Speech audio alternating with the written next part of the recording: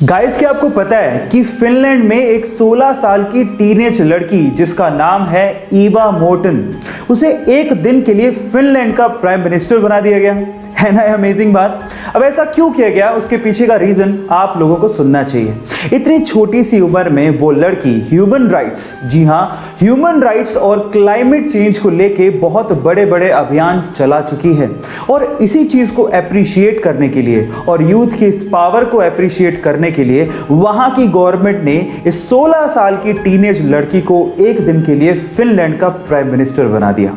Guys, आपको Finland की government का इस तरह से यूथ को अप्रिशिएट करने का तरीका कैसा लगा, चैट सेक्शन में लिखना मत भूलिएगा। आप लोगों ने बिल्ली को तो अक्सर कुत्ते से डर के भागते हुए देखा होगा, लेकिन क्या आपने कभी कुत्ते को बिल्ली से डर के भागते हुए देखा है? हुआ कुछ यूं कि कैलिफोर्निया में जेरेमी नाम का एक बच्चा अपने घर के बाहर साइकिल पर खेल रहा था। अचानक से पड़ोस से कुत्ता आया और उसने उस बच्चे पे हमला कर दिया और उसका पैर अपने जबड़े में दबोच लिया और उसे काटने की कोशिश करने लगा। इतने में जेरेमी की पालतू बिल्ली तारा आई और उसने उस कुत्ते पे छलांग लगा दी। इसके बाद उस कुत्ते ने डर के जेरेमी का पैर छोड़ दिया। ना सिर्फ ये, उस बिल्ली ने उस कुत्ते को दूर तक धकेला भी। जैसे ही ये सीसीटीवी फुटेज इंटरनेट पे डाली गई, वो रातों रात वायरल हो गई। उसके बाद उस तारा बिल्ली को बहुत सारे अवार्ड दिए गए और आज उसे कैट हीरो कैट के नाम से जाना जाता है। गाइस, यहाँ सीखने लायक बात यह है कि आप बाहर से चाहे कुछ भी हो, अंदर से आप अपने आप को कैसा मानते हो, मायने सिर्फ उसी बात के ही हैं। धर्मेश सर, जमीन से उठकर आसमान तक को छूने की कहानी है इस बंदे की। बचपन से ही डांस के लिए दीवानगी थी। पापा की चाय की स्टॉल थी, इतना पैसा अफोर्ड नहीं कर सकते थे, फिर भी उसकी दीवानगी को देखते हुए उसे डांस एकेडमी ज्वाइन करवाई। 10 किलोमीटर उसे साइकिल पर छोड़ने जाते और उसे लेने भी जाते। इस बंदे ने भी पापा की पूरी हेल्प की, चाय के स्टॉल पे काम किया, चपरासी की तरह भी एक जगह काम किया, लेकिन डांस के अपने पैशन को कंप्लीटली फॉलो करते रहा।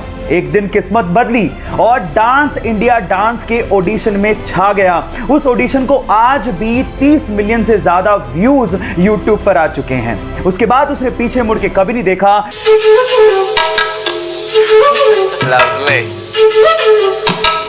और आज धर्मेश सर बहुत ही सक्सेसफुल कोरियोग्राफर, एक्टर और एक डांस रियलिटी शो में जज हैं। अपनी मेहनत और जुनून से कैसे आसमान को छुआ जाता है, ये आप धर्मेश सर से जरूर सीख सकते हैं। कम उम्र में ही उसके पिताजी का देहांत हो गया। घर की सारी जिम्मेदारी उसके कंधों पर थी। जैसे तैसे करके उसने लॉ की डिग्री प्राप्त की, लेकिन ट्रेडिशनल जॉब करने की बजाय उसने अपने पैशन को फॉलो करने की सोची। उसका पैशन था फनी वीडियोस बना के लोगों के चेहरे पे मुस्कुराहट लेके आना। उसने सोशल मीडिया पर बिना वल्गैरिटी की साफ सुथरी वीडियोस को अपलोड करना शुरू किया, लेकिन इनिशियल कमेंट्स में उसकी वीडियो को लोग देहाती और गवार कह के कमेंट किया करते थे। लेकिन उसने लोगों के कमेंट्स की परवाह नहीं की, वीडियो सोशल मीडिया पे अपलोड करते रहा और देखते ही देखते 15 मिलियन सब्सक्राइबर वाला इंडिविजुअल यूट्यूब स्टार बन गया। Yes guys, I am talking about Amit Badana. Guys, यहां सीखने लायक बात यह है कि अगर आपको अपने आइडियाज पे भरोसा है तो लोग चाहे कुछ भी कहें, परवाह मत करो और आगे बढ़ते चलो। गाइस, जनरली आप लोगों ने देखा होगा कि जब भी हमारे यहाँ पे कोई कंस्ट्रक्शन होता है या फिर कोई रोड बनने वाली होती है और बीच में अगर कोई पेड़ आ रहा होता है तो हम लोग जनरली उसे कटवा देते हैं या काट देते हैं, लेकिन हर जगह पे ऐसा नहीं होता। जापान का एग्जांपल लेते हैं। अगर जापान में कहीं पे कोई रोड बन रही है या कोई कंस्ट्रक्शन होता है और बीच में कोई पेड़ आ रहा होता है तो वो लोग पेड़ को काटते नहीं है। इनफैक्ट वो जड़ के साथ उस पेड़ को किसी दूसरी जगह पे रीलोकेट कर देते हैं और इस तरह से वो पेड़ों को बचाते हैं, और ये हमारे इकोसिस्टम के लिए जरूरी भी है।